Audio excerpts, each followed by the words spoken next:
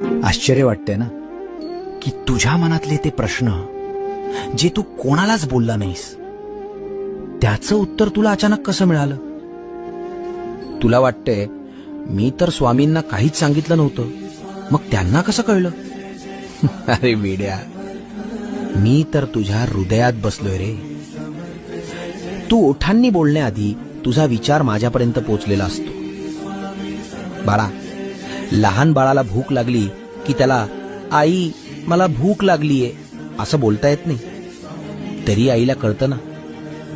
मग मी तर तुझी माऊली आहे, मला कसं नाही कळणार.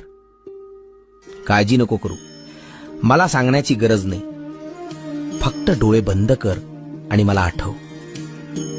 तुझा न पाठवलेला मेसेज सुद्धा मी वाचलाय. भिवू नकोस, मी तुझ्या पाठीशी आहे.